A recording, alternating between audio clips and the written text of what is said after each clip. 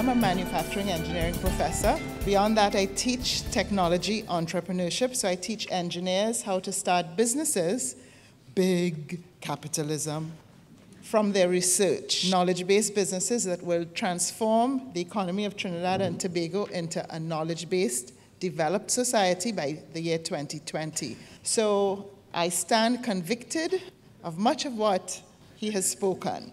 And yes, even at the university, in the academic setting, there are those of us Christians who can take what we've done academically and use it for transformative purposes in our world. So the environmental crisis, the gospel, and Christian witness at the university.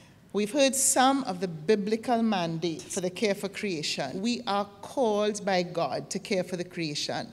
Whether we're running down a hole or not, our mandate is to care for that which God has given us. So yes, that includes the church.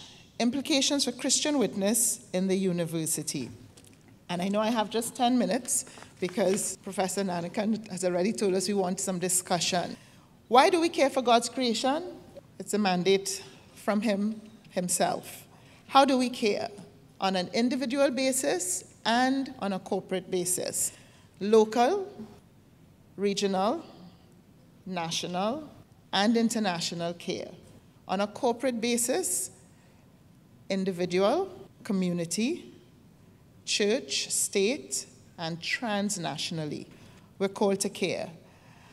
My task this afternoon is just to transform your thoughts a little around the role of education in creation care. And there are two things I'll talk about quickly: education and sustainable development, which is what I do at the university, and education for energy consumption and renewables.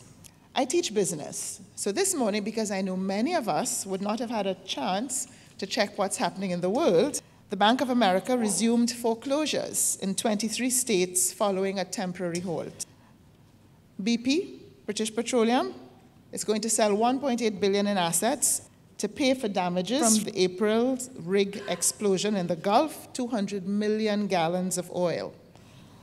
The Convention on Biological Diversity, a UN organization, is meeting in Japan as we meet here in Cape Town to work out why governments have failed to stop the rapid rate of extinction and loss of habitat. They had promised to do this by 2010. It's far from being done. Why should we care as Christians? Because God has called us to care. Education for sustainability. What is sustainability anyhow? What I teach my students, we talk about triple bottom line. I require my students to think about the businesses they start, not just from an economic point of view, how much profit am I going to make and how quickly can I do that? But from a social point of view, what happens with the people around me? And from an environmental point of view, what happens with the earth? What kinds of materials do I use? What kind of design am I contributing to the business? So it's triple bottom line.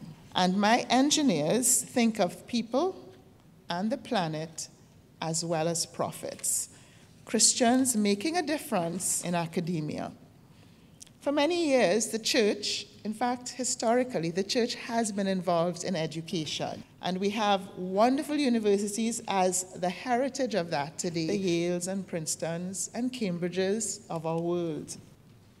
I'm from the University of Trinidad and Tobago, a secular 5-year-old university, 6 years old. I've been there 5 years. I was there 1 year after it started. 7,000 students, attempting to transform the region, the Caribbean region, in the next, and we haven't given ourselves a limit of how we do that.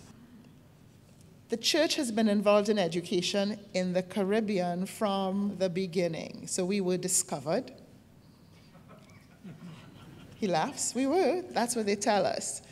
And then we transferred hands. Spain and Britain and France fought over us. But each one of our colonial owners brought with them education. And that did a lot of good.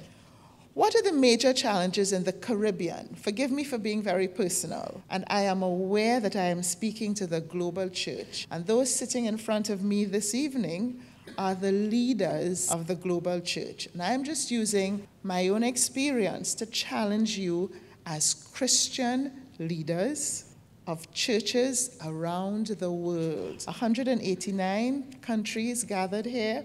What are we going to do about our environmental crisis as a church, as the Church of Jesus Christ? The major challenges in the Caribbean: disaster management, energy security, sustainable economic growth, environmental protection, the development and use of renewable energies appropriate to our situations. And I know I speak for everyone here. That could have been you talking about your own country, your own region, your own world. I should be the last one speaking this afternoon because I'm from Trinidad and Tobago, and Trinidad and Tobago is the oil-producing capital of my region. So we're 1.3 million people on an island, 35 miles by 48 miles. We have thousands of miles, however, of gas and oil transmission pipes crisscrossing our island. In 2008, we had 2 natural gas liquid processing facilities, LNG facilities. We are the world's largest exporter of methanol.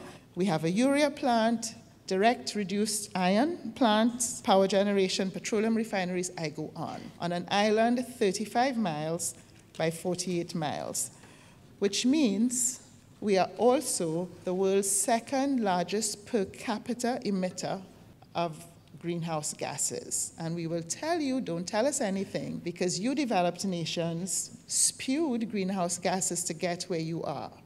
And come by hook or by crook, we will get where we need to be. So what do I, as a Christian in a secular university, have to do with that? Well, we are all inhabitants of this global island. All of us, rich and poor, weak and strong, whether citizens of great power or tiny atolls, we are linked in webs of opportunity and vulnerability. We should have known this already. The question is whether we will act over the long term, not just in small islands, but everywhere, in the same spirit of unity that characterizes the current moment. Thank you.